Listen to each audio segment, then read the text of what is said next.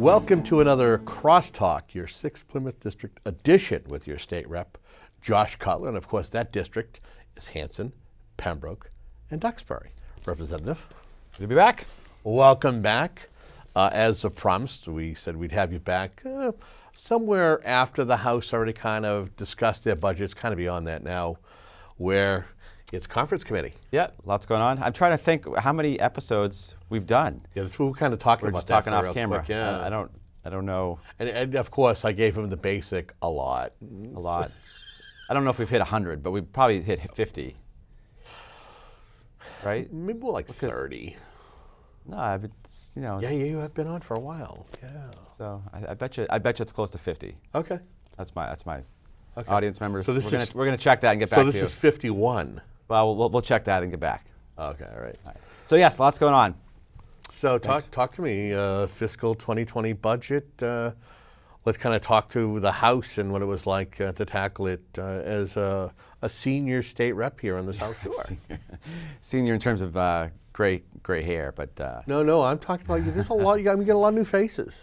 Yeah, no. So there's lots going on. This is a busy time of year, the spring and the summer in the State House. Obviously, one of the big responsibilities we have is to pass a balanced state budget every year, and that process is sort of in the midst of being completed. We wrapped up our House budget earlier this spring, and have some good stuff in there, on a statewide basis, but also locally. Some local amendments we were able to get added to benefit Hanson and Pembroke and Duxbury. And Whitman-Hanson. And some of those items include, for instance, I was able to file an amendment to help get funds for Hanson Police Department to pay for some new mobile communications gear, an extra $25,000. Also an extra $25,000 for the Hanson Food Pantry to make some improvements there, which is a great service for residents in Hanson and beyond, as you know. Some other items as well, more of regional basis for Plymouth County, trying to get, we got some new funds for their mosquito Lyme disease prevention program, which is so important, especially around now when we're thinking about being outdoors and having our kids outside and the dangers of Lyme disease. So some good local stuff, and of course, the bigger picture item, trying to bring back more funds in terms of local aid, Chapter 70, and also doing so within the constraints of passing a balanced, fiscally responsible budget, which I think we have. So, as you mentioned, that budget is currently before a conference committee, ironing out the differences between the House and the Senate, which is the way the process always goes. And we hope to have that resolved probably by the end of the month, and then we'll hopefully have a budget to be able to deliver to the governor and move on to the next year.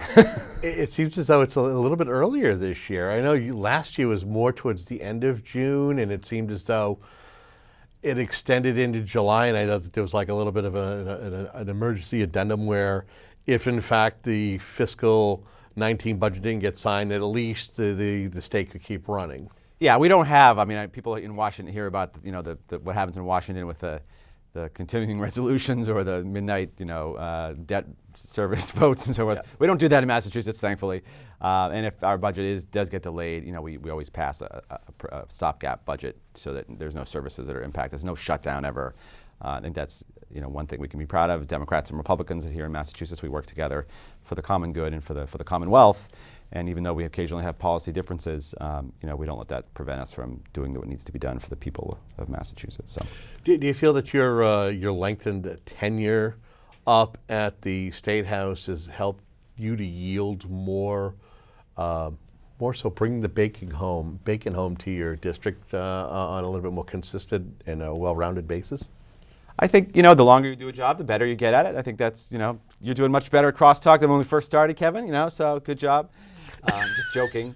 But I think the more you do something, the better you get at it, the more experience you have. That certainly helps. And there's certainly things that I think I'm a more effective legislator today than I was in my first term. So yeah, I think that's probably fair to say.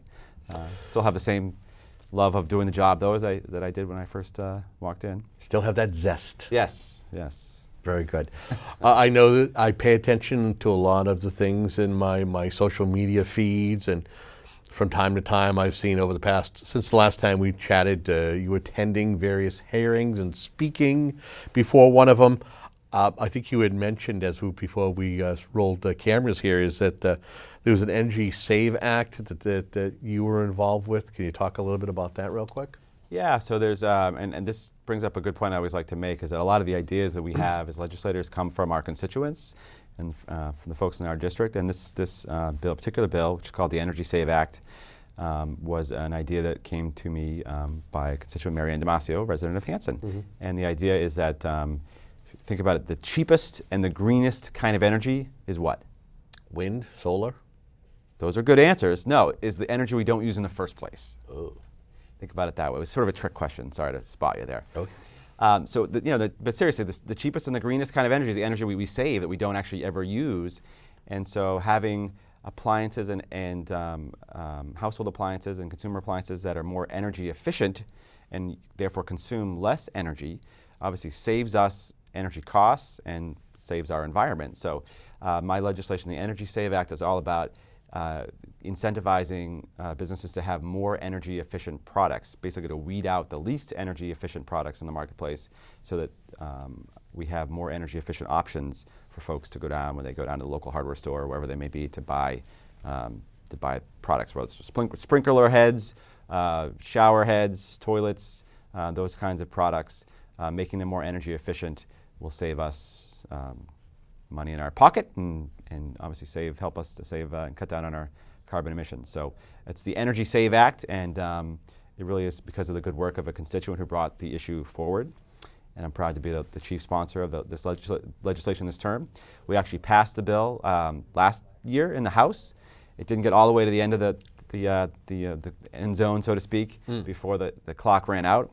So I've refiled it, and we're optimistic this year. Just had a hearing on the bill just last week, actually, before the Telecommunications Committee, and had a great deal of support, including Mary Ann, who came in and testified. And so we're pushing. That's one of my priority bills this year, is to try to get that done. So tell your legislator to support the Energy Save Act.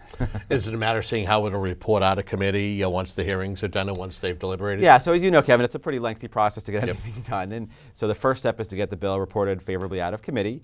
That happened last year, and I suspect we'll be successful in doing that again this year. And then there's a few other sort of logistical hurdles it has to overcome, and then it would go to an actual vote in the House. And then assuming all that happens, it has to go over to the Senate and do the same thing. And inevitably, there are some differences that occur between the two bills if they're both passed. And so typically, there has to be a conference committee appointed to work out whatever differences. And typically, what might happen is this bill might get attached to another broader energy-related bill. In fact, that's what happened Be bundled with it? last year. Yeah, we do omnibus bills is what we usually refer to them. And so that's pretty typical.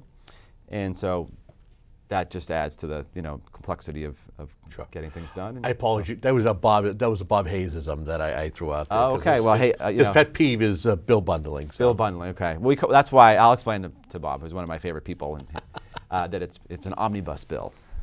Good to know. Good to know. Anyway, we're working on that, and I'm optimistic, but we still have a lot of work left to do.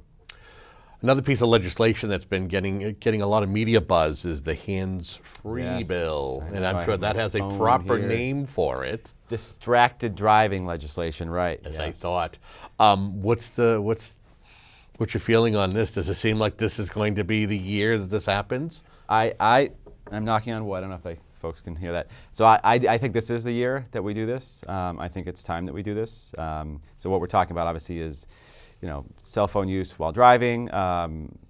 Is it texting or talking or both? So the big issue is texting while driving, and that is already I see it all the time. That is already prohibited. We already passed a law a couple terms ago to prohibit texting while driving. The issue is one of enforcement, really. It's really almost impossible for law enforcement to determine if someone is texting or dialing numbers on their phone or plugging in map coordinates or whatever they're doing. So it really doesn't get enforced. And so, unfortunately, it still continues to be an increasingly prevalent issue. We've all been guilty of it. I'm not not perfect either, but if you drive down the highway, you can look to your left. You oftentimes can see people, oh my God, driving while they're looking down at their phone. So the distracted driving bill would prohibit any kind of phone use other than in an emergency basis, unless it's hands-free. So if it's hands-free, like you have the Bluetooth, most cars these days, any new car these days has the Bluetooth technology, which is great. So you can talk to someone and you still can have your hands on the wheel or so forth. So it's You still can scream at your steering wheel instead of into the phone. right. So you can still do that. You can still have your phone calls in the car.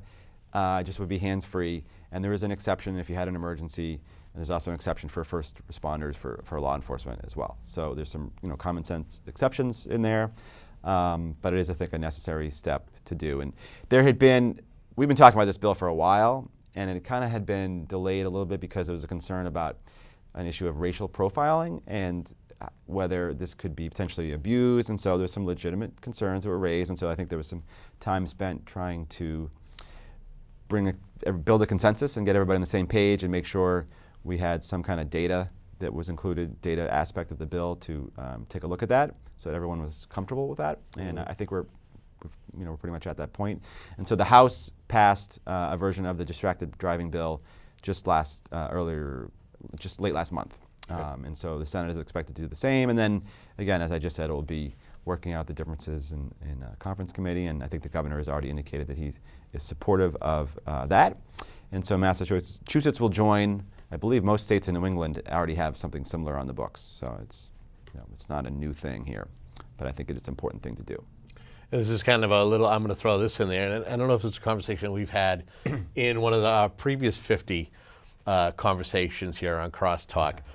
I know that there's been a push to revise the bottle bill, and especially when it comes to like nips. And you and I might have had a couple of those. Yes, we did chat about that, yeah. We have chatted about that. Any kind of a conversation stirring about that? Yeah, there's definitely been a conversation about that, especially as it relates to nip bottles, the small little bottles of alcohol. I sponsor the Green Hanson Cleanup Day every year that they do. It's a great event, local event, and and I go and serve pizza to the kids who cleaned up the streets. And inevitably, every single year, the number one thing that they find is the nip bottles. Oh, yeah. It used to be cigarette butts used to be the most prevalent, and now it's the nip bottles. And everyone I've talked to about this, agrees. It's the biggest scourge, of litter around. So one way folks have come up with to try to cut down on that would be to say, okay, well, we're going to include these nip bottles in the existing deposit law so that there's an incentive for people to want to turn them back in and get their nickel back. That wouldn't eliminate the problem, but it would certainly help to curtail it. And so there's legislation that a colleague of mine, Representative Randy Hunt, actually from the Cape, has filed, and I've been a proponent of, and it's gotten some attention this term. It's a challenge. Is it because of pushback from distributors, or is it a host of items? Well, it's a good question, Kevin. I think partially if you go back a little bit in time, there was an attempt to expand the bottle bill back, I want to say 2014. I could have that date wrong.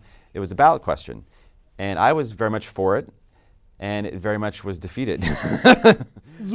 The voters, and I think there's a lot of money spent by some particular interest groups that had a reason for spending it to defeat the ballot question. It would have expanded the bottle bill to include Gatorade bottles, sports drinks, all the kinds of things that our kids drink. Water bottles? I I don't know if water bottles are. I forget if water bottles are included, but a lot of the containers that we see today were not included in the law because they simply didn't exist when it was passed back in 1982, I want to say. Those Gatorade or the sports drinks or the vitamin waters. My son drinks those all the time. Those weren't around. We didn't have those then, and so they weren't included in the bottle deposit law, the nickel that you get back when you turn in your can of Coke or other soft drinks and so forth. And so the idea was to update that to include a lot of these other sports drinks and other types of beverage containers that weren't included. I thought it made a ton of sense, but a lot of money was spent, and folks were convinced that wasn't a good idea, and so it was defeated. And obviously now that the voters have spoken, we obviously respect that. And so anytime there's an attempt to kind of go back and change things, it's met with a little bit of resistance. A little bit of a yellow flag, caution, like, what are we doing here? Because the voters said that they didn't want to do this. I think this is an exception to that because it's a more narrow issue, in my opinion, the nip bottles, and I think the public would agree about the importance of this, and things have changed. So I think certainly, in certain cases, I think we showed with the marijuana bill, we have a responsibility, I think, to act, even if people are going to get mad at us. I think that's important, and I think in this case we do have a responsibility to do something about the nip bottles. And rather than banning them or prohibiting them, I think this is sort of a common sense way to try to address the issue. Just putting a nickel deposit on, people can turn them back in. It makes all the sense in the world. And in fact, the sponsor of it, Rep. Hunt, is a Republican. It's a bipartisan bill. So, you know, if I keep my fingers crossed, Might happen. Hopefully we can do something. It's not always easy. Okay. If you will talk to us, I know that the MBTA is kind of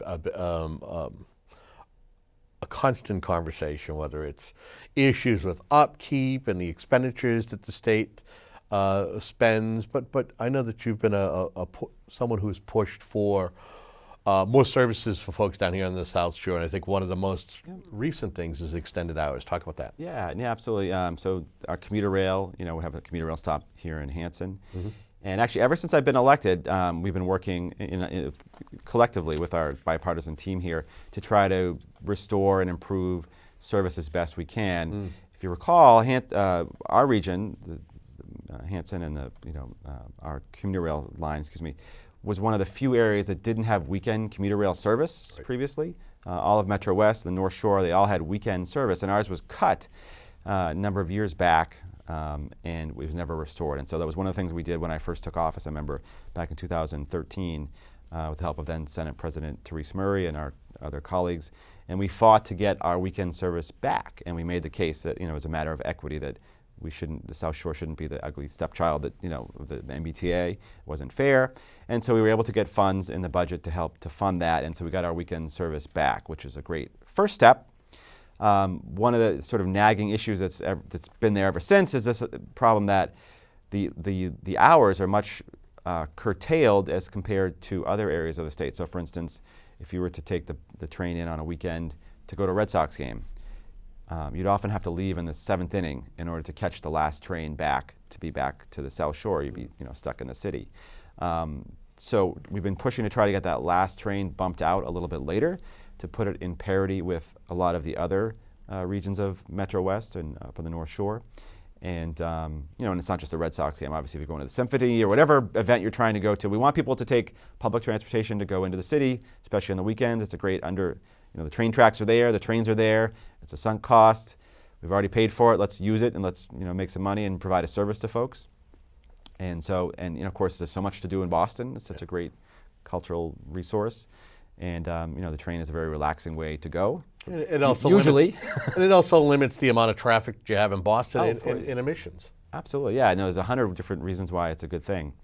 And so, you know, we've made efforts, and in fact, the $10 family fare that is now in existence is a great enticement to try to get folks to do that, because it can be expensive to take the train. It's too expensive in my opinion. And so doing things like family fares and discounts to try to make the T more, you know, market itself a little better are important. And so this is part of that, is having the later weekend hours or later service hours, so that if you are in the city, hopefully you're not working late, but, you know, maybe if you are working late, but frankly, if you're going to, you know, an event and want to take the train in, having the ability to actually see the whole event without having to leave early, you know, is a big benefit. So the T did commit just recently to extending the service hours to put it on par with the rest of our service region. So that's great news. We're obviously watching carefully for when that is going to actually happen, but they did make that commitment, and so really pleased by that. And we've had a very active citizen group. There's a gentleman in my district from Duxbury who's been very active in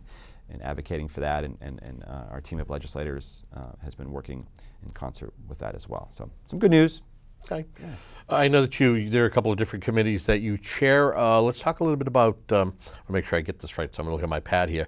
Workforce Development for Persons with Disabilities Commission. Talk to me about that commission. Yeah, so Kevin, earlier this term I was named vice chair of the committee called on Children, Family, and Persons with Disabilities. And we have a great committee, and we've been doing some important work. And so this is one sort of subset of that committee that I sort of zeroed in on as an area where I thought I could contribute and had an interest. And so the chair was kind enough to let us set up and create a task force on workforce development for folks with disabilities, for intellectual and developmental disabilities. We call it the Workability Committee for short. And we have a bipartisan group of legislators, including some from the South Shore, Rep. Matt Muratori from Plymouth and Rep. Kathy Lenatra from Kingston, who are on the committee with me. And our task is sort of to examine state policy as it relates to folks who have disabilities and how we can create more opportunities for them to succeed in the workforce. That's essentially the mission. And so we've been meeting just since the spring with different stakeholders, meeting with folks at DDS, Department of Developmental Services, other state agencies, meeting with folks in the nonprofit world who work with this, and meeting with local business owners as well. I had a great meeting recently with, and I'll mention his name, he's very active, Verk Enterprises here in the South Shore, which runs a lot of convenience stores and gas stations, with Leo Vercoloni. And he's done a terrific job of bringing folks with disabilities into his workforce. And it really, it's been good for his business. It's obviously been good for the individuals that he employs, and it's been a great success story, I think, to show the business community that you can, this isn't just charity. You can, run your business and bring in folks who have disabilities, and it can really be a win-win situation. And so we're trying to talk to folks like Leo and others and learn what has worked and how they succeeded, and how we can bring that on a more macro level and bring those ideas and those sort of best practices back to share with our other colleagues, and hopefully put into concrete ideas and legislation to encourage and incentivize our business community to be able to hire folks with disabilities. So I think I'm excited to be able to, and honored to be able to be involved in this, and it's a great thing. And we're still in our sort of information gathering phase, but we've got a lot of work ahead, but I'm really excited about the possibilities.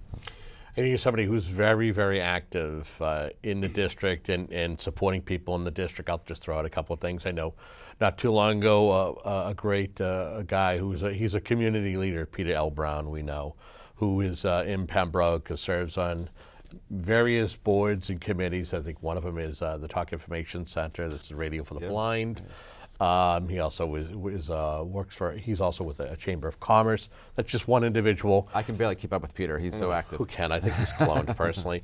But I know recently you just, in the past few days, you actually had a group from the Whitman-Hanson Regional School District up. I think you had the Superintendent, Jeff Simonak, and you had some of his students up. Talk to me about that. Yeah, so there's a group called Mass CUE, and it's basically a consortium of educators who work to bring technology into the classroom. And so couple great projects that were happening at Whitman-Hanson High School, and actually also there were students from Pembroke High School as well that came up. In Whitman-Hanson, they had students, they did two different projects. One was one group of students used a 3D printer, which I'm still amazed at those things, to create fidget spinners, and then they learned how to market. First they developed it, and then they learned how to market it so they could sell them. And the fidget spinners I'm talking about, they were a big craze, a year or two ago. And so they did this whole project around marketing and developing fidget spinners with their 3D printer. And so they brought that technology into the State House and did an exhibit in the Great Hall at the State House to show folks from all over the state, kind of what they had learned. There was another group of students from Whitman-Hanson who did a really cool, clever idea of basically trying to describe it, but they called it, the idea was to take books and get kids excited about reading books. And so they created this sort of March Madness version of reading, where they had 16 different books that students selected, and they competed against each other. And the students had to kind of offer an argument in defense of why they thought their book was best, and compete in a literary sense. Right. And they had a student audience that then voted on which books to advance. So it was like a Sweet 16 tournament for books. And they videotaped it all and brought technology into it. And they had an Elite Eight and a Final Four, and then a championship, and then two books. And I forget the final book that ended up winning. But the idea was to kind of get kids excited about talking about books and learning. And it was great. I mean, I was so impressed. And they succeeded. I mean, they had some pretty mature books that the kids were reading that weren't just typical, sports books or pop culture books. And so it was really a fantastic project. And it was because of the students at Whitman-Hanson and their professors and teachers. And we had a good contingent, including the principal, the assistant principal, various teachers from the different departments. And they were up at the State House. And we also had some kids from Pembroke who did motion capture videos. Ooh. Using those. You ever seen those things where they put sensors all over their bodies and then they move around, and you can see it reflected on the screen? Yeah. They were doing that and turning it into design and different applications. Video games. Yeah. And stuff like that, yeah. And they actually had the technology there, and so that was really cool too. So it was neat to see two of my school districts doing this really cool stuff innovative stuff with education. See, now we got to get the kids in Duxbury to be doing robotics or something. And I know, they do that'd be robotic stuff too. They Oh, just they weren't. do? They Oh. weren't at this particular event, but Okay. I know that they do. Now, did good they stuff. get the huddle around the World Series trophy or no? So Was that just the representatives? No. In fact, so just out of coincidence, the Red Sox World Series trophy paid a visit to the State House on Wednesday, and so some of the kids got to go. The other kids had already left, unfortunately. So some of the kids got to go, and we got in line and got to take a picture with the Red Sox trophy. So that was cool. That is fantastic. We got less than 5 minutes left in this program. And one of the things I want to make sure that I happen to be in the room at that particular time. But there was a very special ceremony at a recent Hanson Selectmen's meeting. Yeah. And this was for a gentleman, a Vietnam veteran, a Corporal Butch Matson. Did I say his name right? Yes, that's right. And it wasn't just you, but there was a contingency of legislators on different levels and representatives from Yeah. those individuals' offices that brought citations. Talk to me about how this came to be. Yeah, so Butch, first name Everett, Butch Matson is a Hanson resident, a veteran of the Vietnam era, and he served, he was born in Brockton. He entered the Marines in 1965, I believe. He was a corporal. He did some training with helicopters. He did training in Okinawa, Japan, also in Europe, and then he was sent to Vietnam, and this is during the Vietnam War era. And he saw some significant combat. He didn't want to talk too much about that, but I know he still suffers flashbacks from that experience. Sure. And he served, so he served during in combat, and then he was later released, honorably released, and came home, got married, raised his family in Hanson, been happily married for 52 years. And so there's an award called the Combat Action Ribbon, which is given to service members who fight during actual combat. And so Corporal Matson had, at the urging of his family and friends, had written in to request that ribbon, which he was entitled to. And he first did in 2004. And I don't know what happened, but his letters initially didn't get received. I guess you have to write it into the U.S. Department of Navy. And so no one responded right away. But Corporal Matson was a persistent guy, is a persistent guy. So he kept at it. Finally, flash forward, in 2018, he finally gets an acknowledgement from the department that yes, indeed, he was eligible and was to get the Combat Action Ribbon. And so he was sent a letter with an acknowledgement of that, and taped to the bottom was the actual ribbon itself. Yeah. Very, no explanation for why it would be taken a decade to happen.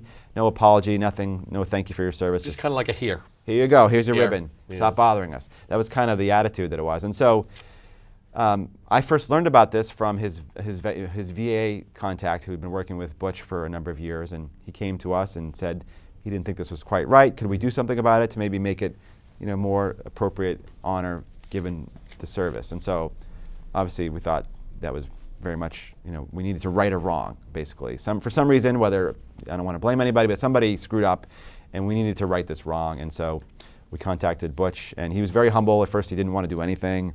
I tried to get him up to come to the State House. He wouldn't do it. So we settled on doing something at the Hanson Town Hall, the Board of Selectmen's meeting, and we had a very nice event just recently, as you said. Congressman Keating's office came, Senator Brady's office came. We had the Hanson Board of Selectmen presented.